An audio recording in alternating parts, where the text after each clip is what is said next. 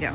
Hey, this is Kevin, Big Bear Performance. I got some customers here that actually wanted to take a look at Legends cartridges. So we have a brand new set here, and we disassembled them. Okay, I just want to show you how they basically work real quick. So this is the cartridge here. There's a Schrader valve in here, so you can pressurize this top section with a piston that separates it.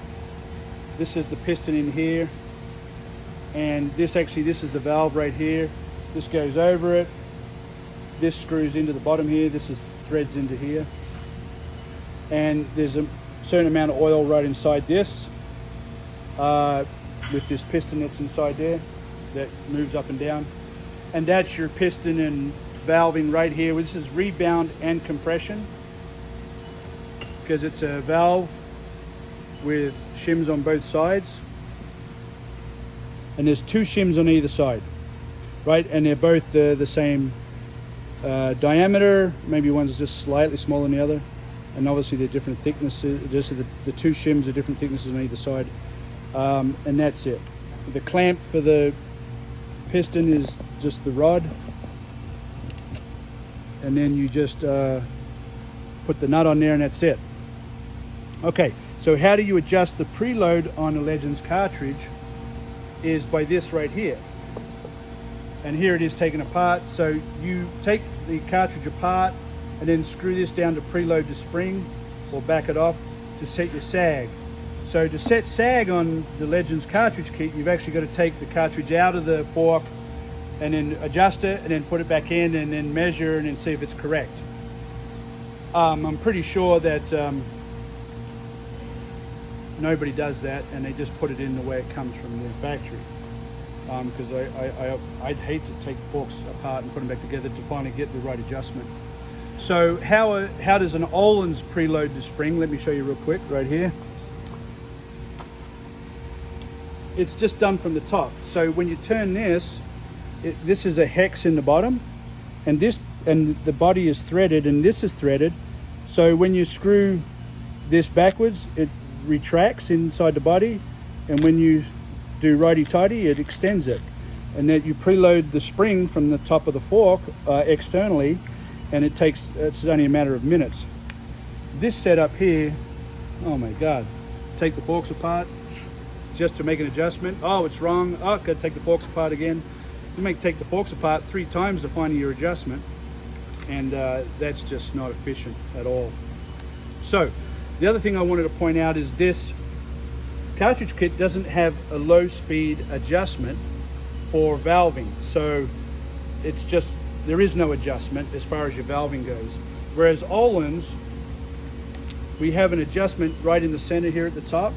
And what that is, it's a needle that screws in and out of the body, and it pushes down on this rod. There's a rod right inside here.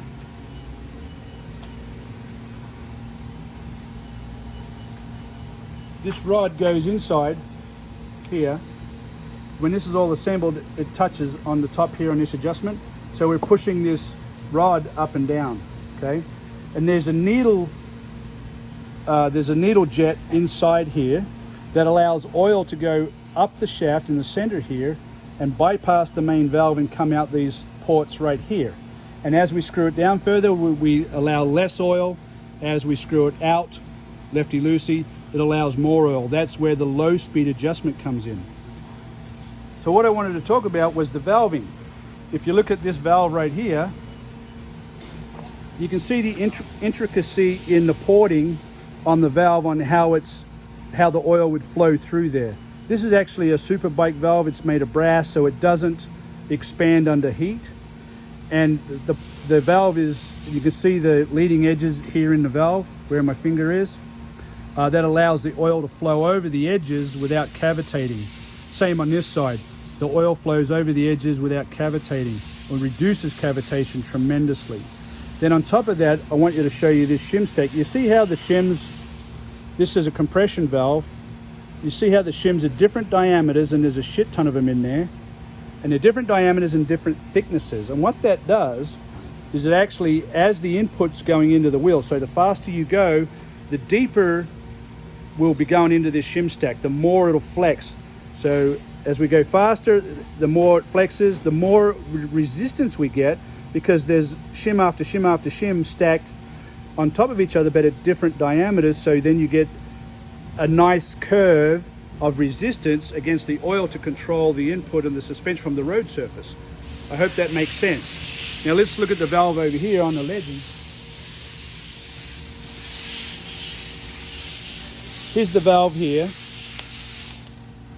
and it doesn't have any leading edges, and it has 2 shims on it, so it's very linear.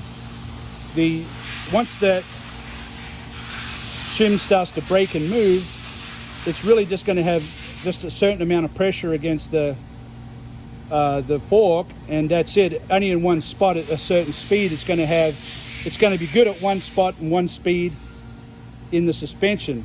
But as you go faster and faster, it's just going to flex out of control, or it's going to have too much resistance at low speed.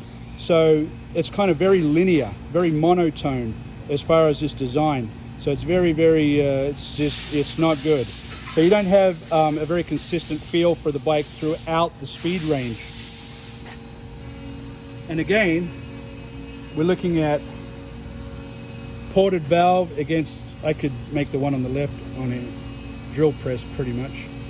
But this here has a lot of engineering behind it, a lot of testing, leading edges, the whole ball of wax, shim stack, pyramided like this. It's very, very technical. And to make a low speed or a low speed adjustment with simply by screwing an Allen in the top of the fork, or if you wanted to change the sag on the preload on the spring, again, it's just simply done at the top of the fork.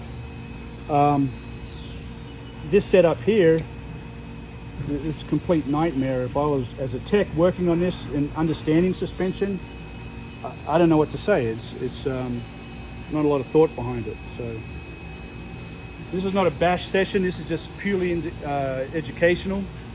But that's the truth, and that's what we got.